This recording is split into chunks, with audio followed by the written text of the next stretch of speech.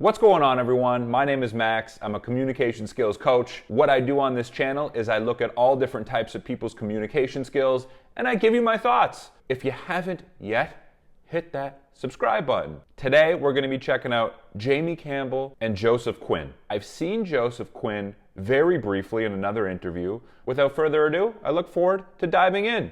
Jamie Campbell, Joseph Quinn. Hello, I'm Jamie Campbell-Bower. I'm Joe Quinn, and today we're playing Who Said That?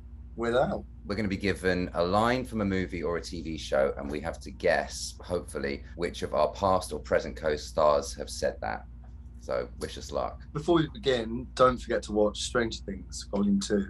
Cool. So this is my first look at Jamie. Jamie seems very cool. Joseph seeming a little more confident in this interview than the one I watched last. I feel like maybe Jamie brings out a different side to Joe. Millie, B.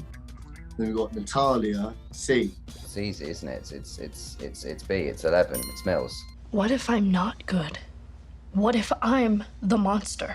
Would have been a good one for you, though. Would have been a great one for me. Would have been great for Eddie, too. I can see him saying that. Would have been. But it wasn't. It was B. It was me. When Joseph Quinn said to Jamie, hey, that's something that I can see you saying. Would have been a good one for you, though. That's his way of kind of bringing him into the conversation and like having sort of a charming remark. There definitely seems to be a little bit of flirtatiousness going on here, and that's not necessarily in a romantic way. When we personalize things to the people that we're speaking with, it makes them feel good. Would have been a good one for you, though. Because it shows that you're thinking about them and that you're bringing them into the conversation. The more we bring people into the conversation, the easier it is for us to connect with those people. Go on, Jamie, you have a stab at this. I say you're asking me to follow you into Mordor, but the Shire is burning, so Mordor it is. Is it A, Joseph Quinn? Is it B, Finn Wolfhard? Or is it C, Gaten Matarazzo? It was me. I said it.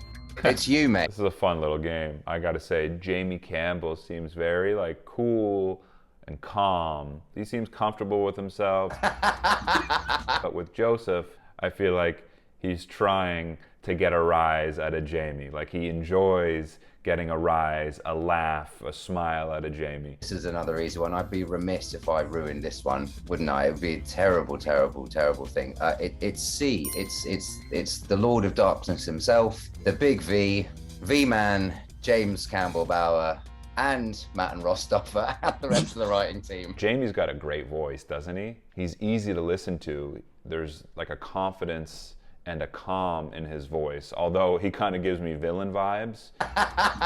There's just a steadiness to his voice that just feels very reassuring. He feels very sure of himself when he speaks. And I think a lot of that has to do with his tone. According to the communication formula, makes up about 38% of communication. So we judge people a lot, whether we decide how much we like them or trust them. A lot of that has to do with tone. Is it B, Eduardo Franco, or is it C, Charlie Heaton? Wow. There is no other. It's Eduardo Franco. Yeah. Surely. Wait, can only virgins see this stuff? Is this why I'm not seeing this? That is... And Jamie's such a pro, like just his enunciation. Is it Eduardo Franco? Eduardo Franco. Notice how he went up in pitch. Or C, Charlie Heaton. Charlie Heaton. Ending in sort of a downward slope indicated that he was finishing his point. He's just very in tune with his pitch patterns and how to engage an audience. I was going to say, yeah. What do I know then? What's the point? We'll return the favour. I would advise that you follow through on your promise soon. We do not offer second chances. Okay. Hey, Winona Ryder.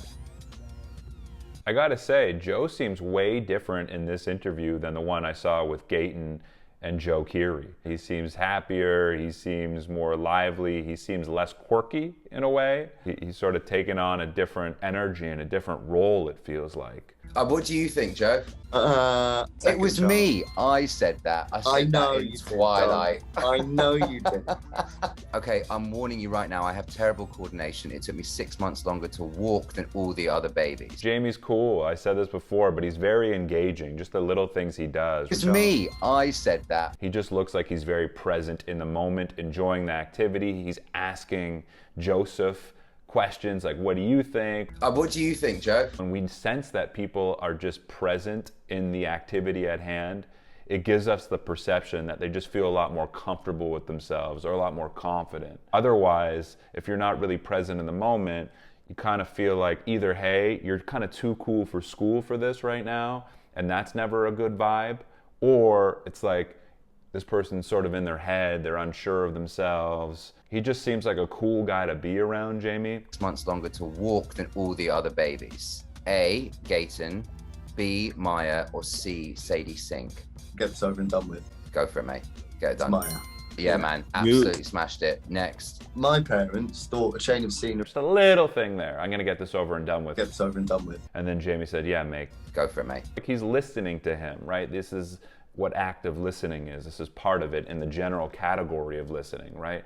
Like get into what someone's saying. Like you can repeat what they say or validate what they say, joke around with what they say. And that helps people feel like they can relate to you. It helps people feel like you understand them.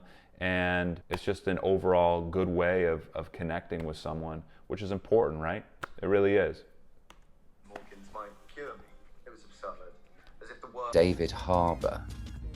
So Brett, I can't really see. You can't see Brett as a daddy. Well, I'm just trying to think what else he could have said this in. It was, I've never said that. I've never had kids. What have you Nobody's done, been what have you foolish done enough. before this? Not much. There's that self-deprecating British humor coming out at the end, right? With Jamie, no one's ever been foolish enough Nobody's been what have you foolish done enough. before this? to let me have kids, right? He was about to say that. See me. But it's you. It's me. It's forced conformity. That's what's killing the kids! That's the real monster. That's funny, seeing him like that in the show. I didn't know that was his character. That's great. It was beautiful. Thank you. You're You're welcome. beautiful. Please don't tell us how well you think we did. Just don't. Just keep that. See, Joseph jumping on the opportunity to pay Jamie a compliment there. You're You're welcome. beautiful. So he likes, it seems like, to get a rise out of Jamie. He really does. But they seem to really appreciate each other. To yourselves, but we've had a lot of fun doing it, haven't we? My God.